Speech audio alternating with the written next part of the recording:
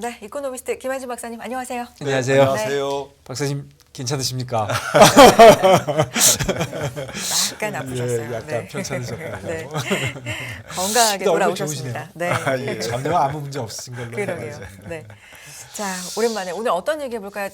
안 계신 동안에 많은 일들이 또 네. 있었고 예, 굉장히, 뭐 네. 첫 박사님 나오시면 제가 물어볼 거 쭉 적어놨었는데요. 우선 증시가 이게 네. 물가에서 좀 벗어나가지고 뭔가 경기와 실적 이렇게 가는 걸로 이렇게 좀 생각했는데 네. 뭐 그냥 뭐 다시 난리가 나네요. 다시 다 물가만 쳐다보겠네요. 네. 그만큼 좀 펀더멘탈이 약하다라는 반증 아니겠습니까? 예. 네, 그러니까 시장의 마음은 좀 급한 것 같습니다. 네. 네, 좀 경기도 연착륙이라고 그러니까 그걸 좀 확대 해석하죠. 네. 경기 회복으로 확대 해석하고 물가도 조금씩 안정되고 있는데 특히나 근원 물가는 잘 안 떨어지고 있는데 물가 상승 이제 끝났다. 인플레이션 끝났다. 그러니까 파월 의장이 얘기했던 디스인플레이션을 좀 완전한 뭐 인플레이션 퇴치까지 이렇게 확대 해석하는 그런 상황이고 기업 이익도 예상한 것보다는 선방했다라는 것이 팩트인데 지난 4분기 실적이요. 네. 국내 기업들이 다 모두 마찬가지입니다만 그걸 좀 확대 해석하는 것 같습니다. 기업 실적이 본격 반등한다. 네, 그리고 이제 가장 중요한 경기도 예상했던 것보다는 뭐 그렇게 나쁘진 않다. 우려했던 것만큼 나쁘지 않다라는 게 팩트인데 경기가 곧 좋아질 거다. 회복된다. 네, 네. 그리고 뭐 노랜딩이다. 연착륙이 아니라 무착륙이다. 뭐 이렇게 지금 말씀드린 게 조금 팩트와 시장의 기대에 이제 간극, 괴리가 조금 있다라고 저는 생각을 합니다. 우선 그 용어부터 한번 여쭤볼게요. 인플레이션의 반대말은 디플레이션이잖아요. 그렇죠. 그런 거 네. 아닌가요? 맞습니다. 네. 네, 네, 근데 네. 디스인플레이션은 뭐예요? 그냥 디플레이션과 같은 건가요? 아니죠. 인플레이션이 디플레이션은 완화된다? 아니고요. 예. 디플레이션은 이제 경제 전반이 위축돼서 위축되는 거고. 공급이 많으니까 예. 물가가 떨어지는 예. 거고요. 디스인플레이션은 뭐 파월 의장이 얘기했듯이 인플레가 잡혀가는 거죠. 이게 원래 있는 말인가요? 네, 있습니다. 예. 네. 디스인플레이션. 디스인플레이션. 그 다음에 또 있어요. 로랜딩. 노랜딩. 네. 경착륙이 있고 연착륙이 있잖아요. 네. 이건 새로 만든 말 맞죠? 근데 저도 처음 들어보네요. 그러니까 착륙을 그러니까 비행기 타고 가다가 쾅 떨어지느냐 살살 떨어지냐 하다가 네. 아예 안 떨어지냐. 착륙을 안 한다. 그래서 착륙을 안 나는 한다. 네. 경착륙 제일 나쁜 거고 연착륙은 조금 좋은 건데 네.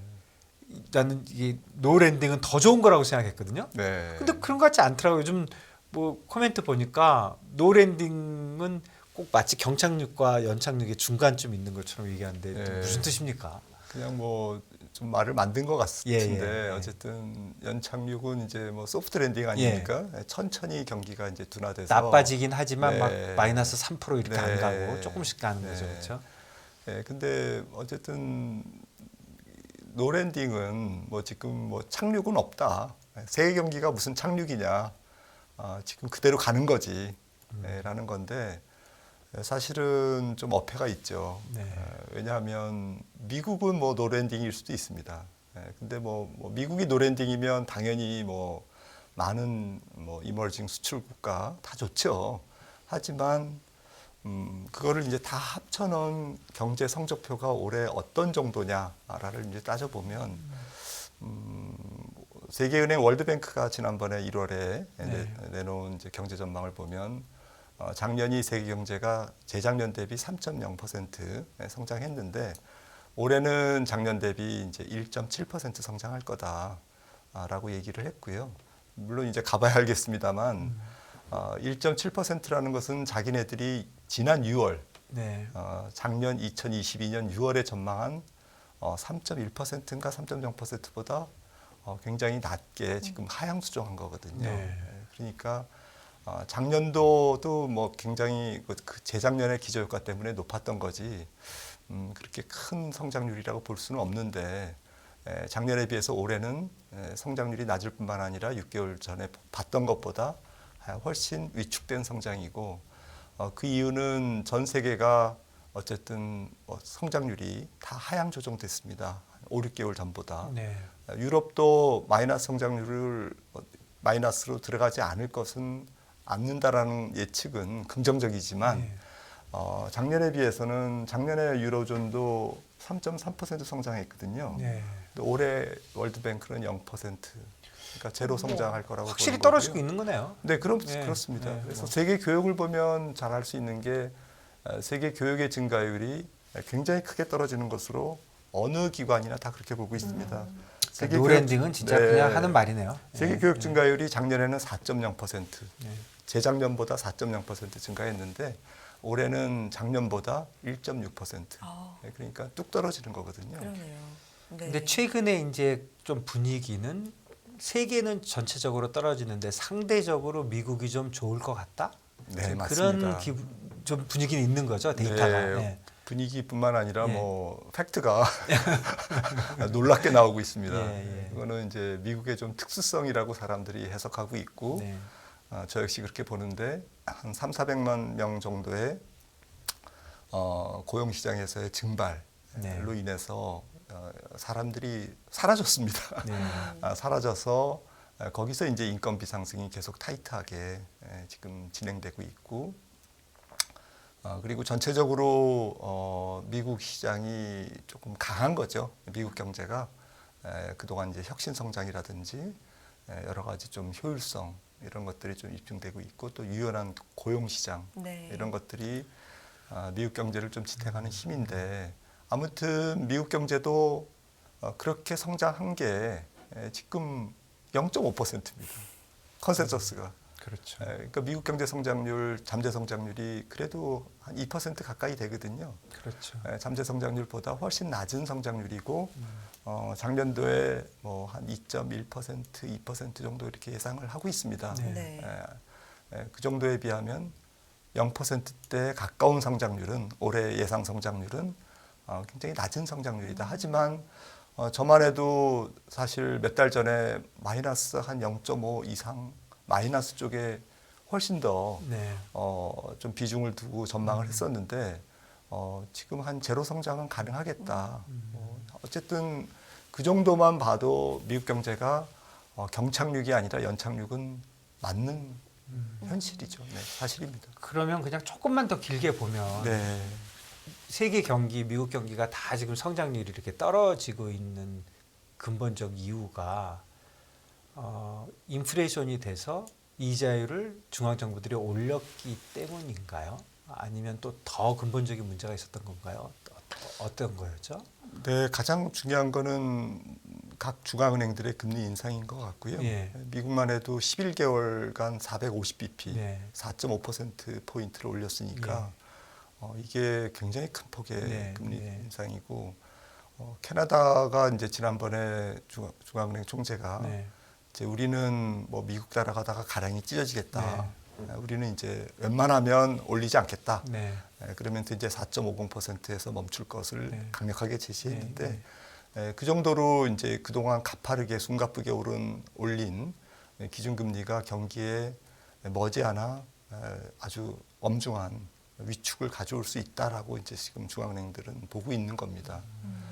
이번 금리 인상 경로의 조금 특징은 코로나 팬데믹 때문에 모조리 같이 동반해서 금리를 내렸는데 그러다 보니까 이번 같은 경우에는 또 모두 다 같이 위아더 월드로 같이 금리를 올렸거든요.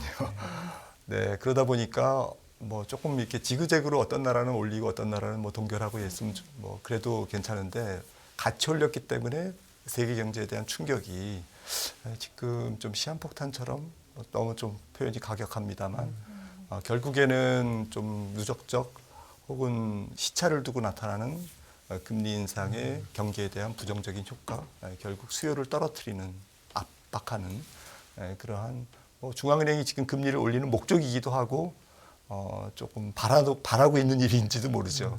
그게 조금 시간이 걸릴 뿐이지 하반기부터는 조금 현실화되지 않을까라고 저도 생각을 하고 있습니다. 그러면 결국은 코로나 발로 돈도 풀고 이렇게 되다 보니까 물가가 오르니까 그것 때문에 할 수 없이 이자를 올리고 그게 경기를 조금 나쁘게 네. 떨어뜨린 이유가 됐는데 그렇다면 아직도 물가가 계속 안 잡혀서 네. 이 금리를 오르는 게 진짜 어느 정도 지금 뭐 우리가 계속 얘기하는 뭐 5.25나 5.5가 아니라 진짜 6%까지 올려야 되는 그런 상황이 온다면 진짜 다시 경기의 문제는 나빠질 텐데 결국은 경기 문제가 아직도 금리에 달려 있는 거네요. 네, 맞습니다. 네. 솔직히 뭐 금리를 앞으로 결국 조금 나중에 지나고 보니까 과잉 긴축이었다. 네. 라고 얘기할 정도로 말씀하셨듯이 미국만 해도 3월 또 5월, 네. 6월, 7월 이렇게 예. FOMC가 쭉 연달아 네. 있는데 예. 6주 만에 예. 있는데요. 근데 뭐 예를 들어서 7월까지 올리면 5.75%고 네. 뭐 9월까지 올리면 6% 예. 이렇게 예. 돼 있는데 베이비 스텝으로 예. 예. 가정했을 때 지금 월가의 컨센서스도 6월은 뭐 거의 조금 컨센서스로 형성됐고요. 네. 네. 그러니까 3월, 5월, 6월 세 번은 뭐 인상할 거다. 네. 그럼 5.5거든요. 그러니까요. 네, 5.5가 지금 컨센서스로 형성돼 있을 정도로 몇 달 전에 비해서는 훨씬 더 높은 금리 기준금리 인상 경로를 지금 사람들이 예상하고 있습니다. 결국엔 중앙은행들 입장에서는 연준 입장에서는 지금 조금 지나면 물가가 잡힐 거는 같은데 약간 시차가 있을 것 같은데 그럼에도 불구하고 물가가 안 잡히니까 지금 상반기에 올해 상반기에 조금 금리를 조금 더 과격하게 올릴 거냐. 연준도 지금 두 파로 갈려져 있죠. 맞습니다. 그래서 비둘기하고 매로 갈려져 있는데 토마스 바킨, 뭐 리치먼드 총재 같은 경우는 지난주에도 어쨌든 올리는 거는 찬성. 하지만 베이비 스텝으로 계속 올리면서 경과를 보는 것에 조금 그 찬성표를 자기는 그런 걸 선호한다라고 얘기를 했고요. 좀 제임스 블라드 같은 경우는 뭐 50bp 뭐 75bp 올렸다가 50bp 올렸다가 지금 25bp로 지금 지난번에 이제 이렇게 금리 인상 폭을 계속 낮추고 있는데 되돌아서 다시 50bp 뭐 그것 그러니까 때문에 시장이 또 많이- 그러니까 사람들이 네. 어머나 이렇게 그러니까요. 굉장히 놀랬던 거죠. 네. 그렇게 보는 사람도 있구나. 근데 저번에 FOMC에서 사실은 뭐 파월뿐 아니라 많은 사람들이 그 매그니투드 그러니까 그 폭은 네. 25로 내리고 그 몇 번 할 건지로 가는 걸로 사실 거의 다 얘기 다 끝났는데 이제 와서 딴소리 하는 거 아닌가요? 네, 제 생각에는 50bp 인상설은 조금 설득력이 없고요. 그렇죠. 그건 없는 것 같아요. 그리고 예. 그 정도로 지금 헤드라인이 안 잡히고 있는 건 아니고 네. 지금 중요한 거는 다 아시다시피 예. 근원 물가 중에서 특히 에너지를 제외한 서비스 물가거든요. 그 부분을 좀 짚어주세요. 네. 결국엔 돌고 돌아 물가인데 네. 어디가 지금 끈질기게 안 잡히고 있는 거고 어디는 좀 예상만큼 잡혀지는 네. 거고 물가도 이 많이 부분을 내려오고 좀, 다 네. 내려왔는데 짚어주시면 좋을 것 같아요. 지난 1월 그 소비자 물가 미국의 소비자 물가 중에서 한 절반 정도가 지금 주거비가 차지했거든요. 그러니까 이제 주거비는 뭐 지금 어마어마하게 전체 물가 상승률의 절반을 차지할 정도로 높은 기여도를 갖고 있지만 골치 아픈 존재지만 이거는 사람들이 크게 지금 비중을 안 두고 있습니다. 왜냐하면 어차피 잡힐 거. 집값이 떨어지니까. 네, 어차피 잡힐 예. 거고 진로라든지 많은 민간 업체들이 지금 내놓고 있는 임대료 통계는 네. 지금 잡히고 있거든요. 네. 그리고 임대료의 성격상 처음에 이렇게 집값이 떨어졌다고 바로 잡히지 않지 않습니까? 네. 임대 기간도 네. 있고 또 임대료를 깎아주는 대신 것보다는 뭐 한두 달 할인을 해준다든지 안 받는다든지 네. 임대료를 그렇게 해서 통계로 잡히는 임대료는 훨씬 천천히 떨어지거든요. 아, 그거 깎아주면 통계로 안 잡히나요? 네, 뭐 네. 일단 뭐 계속 어쨌든 안 나타나니까. 집값도 어떻게 될지 모르니까 아. 집주인도 야 2달 깎아줄게. 네. 그냥 뭐 2달은 서비스야. 뭐 이렇게 아, 그게 하는 진짜 거죠. 안 나타나겠네요. 네, 그냥, 안 나타납니다. 그냥 계속 5%로 하고 네. 야 2달치 그냥 내지 마. 그걸 네, 알 수가 없는 네, 거죠. 그런 식으로 해서 임대료는 뭐 천천히 아. 잡히는데 사람들은 이제 임대료에 대해서는 오케이. 그거는 이제 시간 문제지 잡혀. 네. 그다음에 뭐 헤드라인 부분에서 이제 에너지 뭐 다시 사실 지난 1월 달에는 에너지가 쭉 떨어지다가 올랐어요. 네. 왜냐하면은 국제 유가가 그래도 한 배럴당 한 10불 정도 올랐거든요. 네. 한 두어 달 사이에. 네, 맞습니다. 그러다 보니까 네. 이제 이게 휘발유 값으로 전가되면서 약간 골치 아픈데 야 그래도 뭐 아까 말씀 나눈 대로 세계 경제가 그래도 랜딩인데 예. 랜딩이야 랜딩. 그래서 이거는 조금 그렇게 크게 예. 신경 쓰지 않아도 예, 돼. 예. 그다음에 푸드 뭐 계란값이 뭐 10.1% YOY로 올랐는데 야, 그거 계란값이 이제 다 떨어졌어. 지금 네. 다시 떨어졌거든요, 네. 미국에서. 예. 그래서 푸드도 뭐 이렇게 오케이 됐어. 근데 이제 말씀 주셨던 제일 큰 문제는 이제 서비스 물가인데 네. 이 서비스 물가는 인건비에 지금 빵을 만드는데 밀가 가격은 5%밖에 안 들고 원가에 손성원 교수님이 그런 말씀을 하셨더라고요. 그런가요? 네, 95%는 인건비와 임대료나 이런 것 다. 네.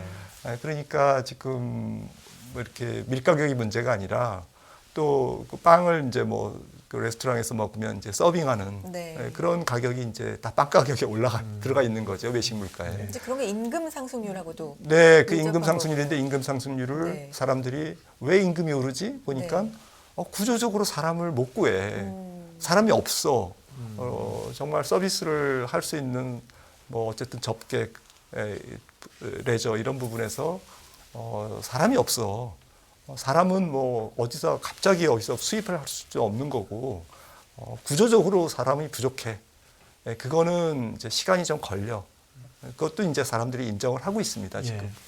제 생각에는 결론적으로 이 서비스 물가도 임금 상승률에 의존한 서비스 물가도 하반기부터는 저는 안정될 거다라고 보고 있고요. 그 이유는 아까 말씀 나눴던 통화정책 긴축의 시차, 그리고 지금 5% 이상의 기준금리는 사실은 지금 실질임금과 실질소득을 계속 깎아먹고 있거든요.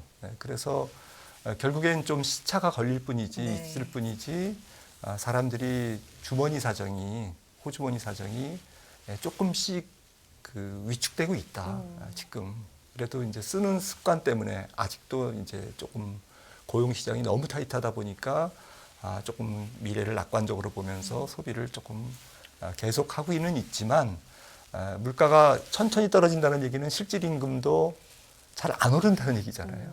아무리 벌어도 실질임금이 안 오르고 실질소득이 안 오른다는 얘기와 같기 때문에 상대적으로 봐야 된다는 것이죠. 그래서 하반기에는 완전히 잡히는 건 아니고 조금 물가야말로 근원 물가야말로 소프트 랜딩 천천히 떨어질 것이다. 저는 그렇게 보고 있습니다. 예, 사실 데이터도 작년이나 1월 달에는 그런 대로 좀 내려오는 게 다 확인이 됐는데 2월 달에 좀 서프라이즈가 있었던 거죠, 사실. 네. 고용이 뭐 51만 51만 7천인가 나오고 7천개인가. 그게 사람 네. 놀라게 했고 사실 CPI도 조금 네. 놀라게 했고 그러니까 CPI 그렇게 되니까 뭐 모든 게 겹쳤습니다. 예, 가중치를 뭐 바꿨다는 등 뭐 그런 네. 얘기 하지만 어쨌든 높게 나왔고 소비도 뜨겁고. 소비도 네. 늘었고. PI도 높게 나오고 하니까 사람들이 좀 우리 잘못 본 거 아니야? 네. 예, 그런 생각. 그래서 연준이 어떤 데이터를 갖고 있는지는 모르겠지만 제 생각에는 2월과 3월 데이터, 네. 그러니까 3월과 4월에 나오는 네. 데이터를 확인해야 연준도 조금 방향을 잡을 것 같습니다.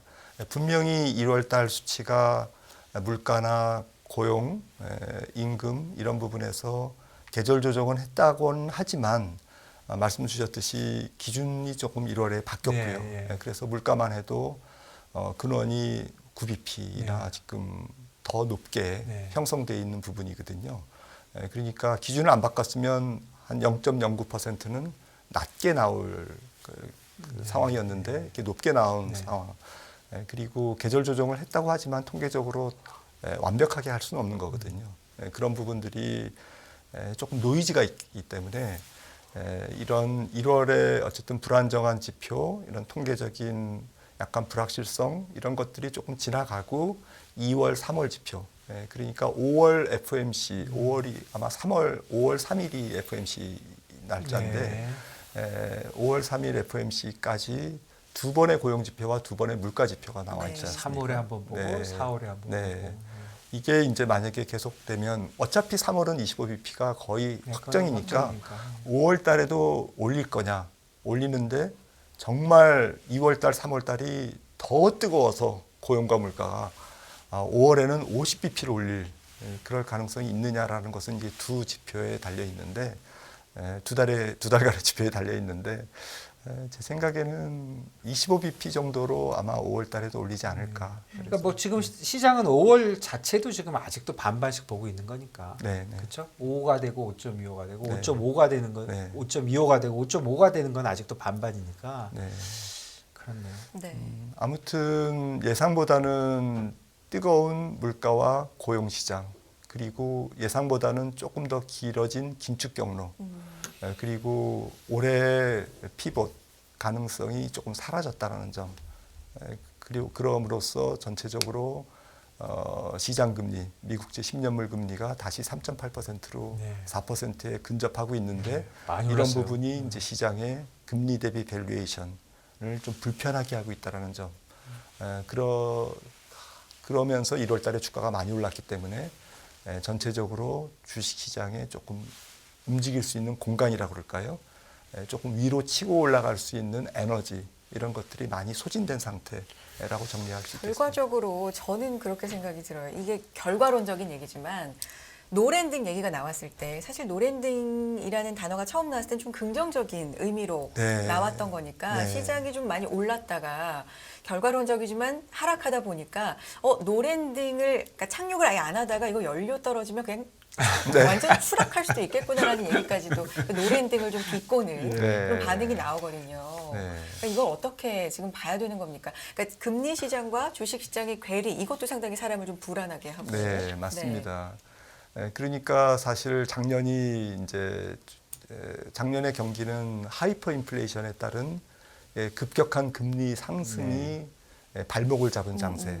그거를 이제 우리가 역금융 장세, 그렇죠. 금융시장이 꼬였다라고 이제 역금융 장세. 예. 사실 뭐 미국제 10년물이 2021년 재작년이죠.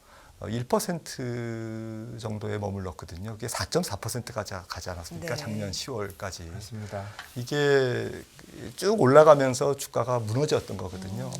경기는 뭐 그냥 나쁜데 물가는 높으니까 스태그플레이션이잖아요, 작년에. 네. 그러니까 연준도 금리를 많이 올렸고 어쨌든 시장도 어쨌든 상승하는 시장 금리에 그걸 부담을 이기지 못하고 무너졌던 건데 지금 작년 말부터 시장이 조금 반등을 하고 또 특히 1월 달에 반등을 이어갔던 이유는 금리가 떨어졌기 때문에 그게 안정됐던 건데 거의 3.3% 뭐 3.2% 장중에 이렇게 10년물이 갔거든요.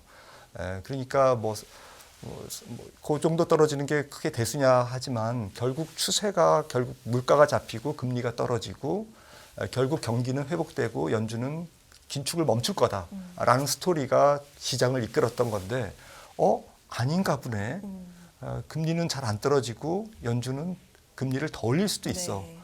그런데 말씀 주셨듯이 주가를 보니까 S&P 500 PER도 18배가 넘어갔고 MSCI IT PER 전체가 18배에서 22배까지 올라갔고 코스피 PER도 지금 10배 밑에서 지금 12.5배, 7배까지 올라갔거든요. 12개월 예상 EPS 기준으로. 그러니까 주식 밸류에이션은 굉장히 부담스러워졌습니다. 여기서 주가가 더 전진을 하려면 위로 올라가려면 이제 에너지가 공급돼야 되는데 말씀 주셨던 그 에너지는 사실은 경기가 곧 회복될 거야. 지금은 아니지만 6개월 후에 회복될 거야. 이러면 이제 그게 아주 강력한 에너지입니다. 왜냐하면 6개월 경기가 회복된 다음에 주식을 사면 늦으니까 지금 그렇죠. 사야 돼. 네. 근데 이게 지금 조금 늦어질 가능성이 높거든요. 경기가 밋밋하게 약간 소프트 랜딩을 하겠지만 돌아서는 정말 강세장을 연출할 정도로 강하게 돌아서는 시점이 올 연말은 아닐 거야. 내년 어느 정도일 거야. 아직은 조금 멀었어. 이런 쪽으로 지금 바뀌고 있는 거고요. 너무 축포를 일찍 터뜨렸나라는 생각이 네, 그러니까 밸류에이션은 높아졌지, 금리는 잘 안 잡히지, 물가도 잘 조금 약간 이렇게 헷갈리지. 연준의 피벗도 조금 올해는 좀 물 건너간 분위기지. 이런 상태에서 밸류에이션은 높아졌다는 거죠. 그래서 기업 실적이 이제 사람들이 그래서 기업 실적을 더 집중해서 지금 보고 있는데 믿는 구석은 기업 실적이죠. 지금은. 이번 경기는 어쨌든 매크로보다는 기업들이 굉장히 건강하고 굉장히 좀 이렇게 체력이 좋아서 그렇게 금리 인상에도 불구하고 실적을 잘 내줄 거야. 상반기 1분기, 2분기까지는 전년동월 대비 마이너스 EPS 증가율이 예상되지만 하반기부터는 플러스로 돌아설 걸. 이제 지금 시장은 거기에 기대하고 있습니다. 네. 믿을 만한 구석 맞나요? 네? 맞나요? 믿을 만한 구석이? 믿을 만합니까? 네, 지금 뭐 컨센서스는 네. S&P 500 같은 경우에 하반기에 이제 1분기, 2분기에 마이너스 3%, 4% 이렇게 YOY로 둔화되다가 3분기에는 뭐 3%대, 그다음에 올해 4분기에는 전년 4분기 대비 9% 네. 이렇게 증가율이 EPS 증가율이 기록될 거다. 그러면 사실은 이 기업 이익의 가장 어두운 터널은 지났다. 2분기지 않습니까? 2분기라 봤자 뭐 4월 달. 이제 곧 네. 그렇죠. 그러니까 사실은 상반기에 주식을 사야 된다.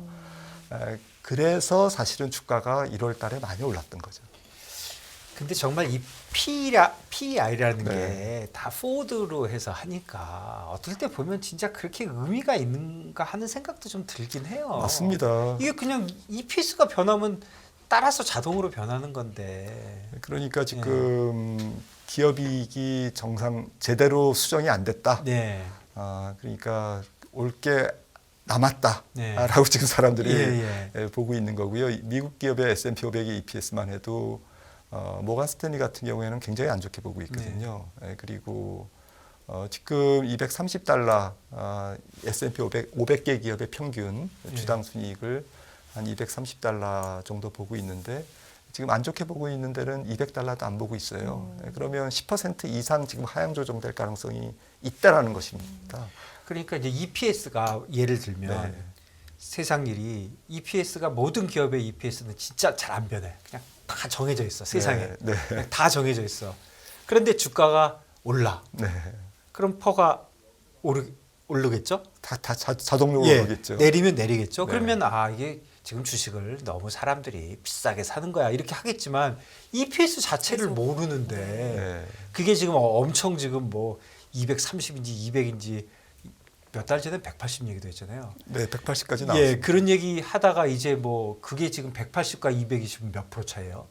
그런 차이가 있는데 지금 퍼가 12.5다, 11이다 하는 거는 글쎄요, 제가 이 경제적으로 약해서 그런 건 아닙니다. 모르지만 지금 그렇게 다- 의미가 있는지. 다들 어쨌든 불확실성 속에 있는 거는 맞고요. 네.